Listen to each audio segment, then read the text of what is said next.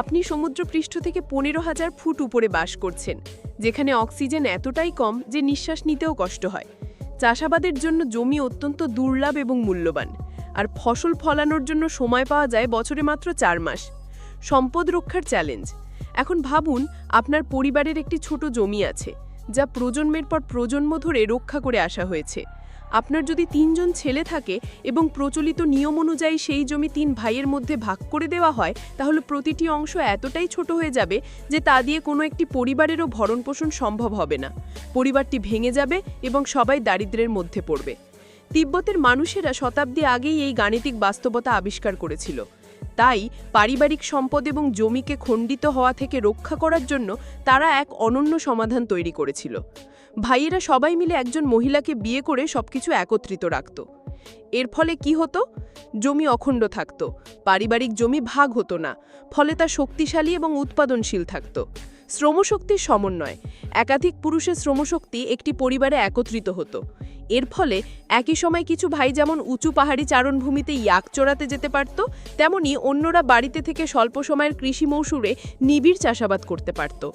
আবার কোনো একজন ভাই ভারত বা চীন থেকে প্রয়োজনীয় জিনিসপত্র আনার জন্য দীর্ঘ এবং ঝুঁকিপূর্ণ বাণিজ্য অভিযানেও যেতে পারত। ঝুঁকি ব্যবস্থাপনা এটি ছিল এক ধরনের প্রাকৃতিক বীমা। যদি একজন ভাইয়ের ব্যবসায় লোকসান হতো বা তিনি অসুস্থ হয়ে পড়তেন, তাহলেও পুরো পরিবারটি ভেঙে পড়ত না, কারণ অন্য ভাইয়েরা পরিস্থিতি সামাল দিত। গবেষণায় দেখা গেছে যে এই বহুপতিত্বমূলক পরিবারগুলো অর্থনৈতিকভাবে অনেক বেশি স্থিতিশীল। তাদের শস্যের উৎপাদন প্রায় 40% বেশি এবং শিশু মৃত্যু হারও উল্লেখযোগ্যভাবে কম।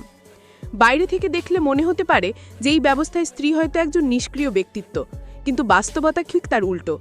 একটি বহুপতিত্বমূলক পরিবারে স্ত্রী প্রায়শই সেই পরিবারের কেন্দ্রীয় ব্যবস্থাপক বা প্রধান সমন্বয়কারী হিসেবে কাজ করেন। অনেক ক্ষেত্রে যে কোনো একজন স্বামীর চেয়ে তার ব্যবহারিক ক্ষমতায় অনেক বেশি থাকে। কর্তৃত্ব ও সিদ্ধান্ত। স্ত্রী মূলত পরিবারের বাজেট নিয়ন্ত্রণ করেন, ভাইয়েদের মধ্যে কাজের দায়িত্ব ভাগ করে দেন এবং কখন ফসল রোপণ করা হবে বা কোন পশু বিক্রি করা হবে এই ধরনের গুরুত্বপূর্ণ সিদ্ধান্তে তার মতামত অত্যন্ত গুরুত্ব পায়। সম্পর্কের ভারসাম্য। তিনি কোন ভাইয়ের সাথে এবং কখন সময় কাটাবেন সেই সিদ্ধান্ত মূলত তিনিই নিতেন। এটি কোনো স্বেচ্ছাচারী সিদ্ধান্ত নয়, বরং ব্যক্তিগত পছন্দ এবং পরিবারের প্রতি ভাইয়েদের অবদানের উপর ভিত্তি করেই নেওয়া হতো। সন্তানের পরিচয়। এই পরিবারের শিশুরা সকল ভাইকে বাবা বলে ডাকে।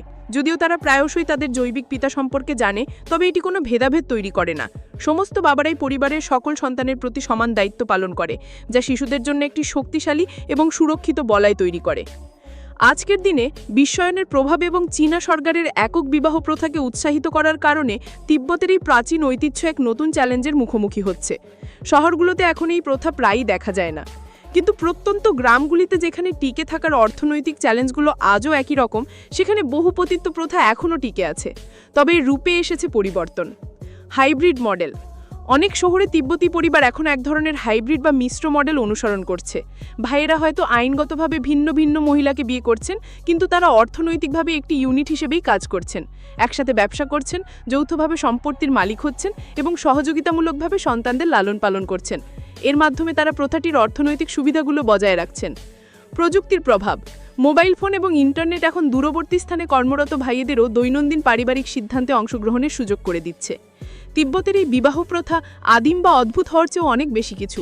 এটি অত্যন্ত পরিবেশগত এবং অর্থনৈতিক চ্যালেঞ্জের সাথে মানিয়ে নেওয়ার জন্য মানুষের একটি অত্যন্ত পরিশীলিত এবং কার্যকরী অভিযোজন।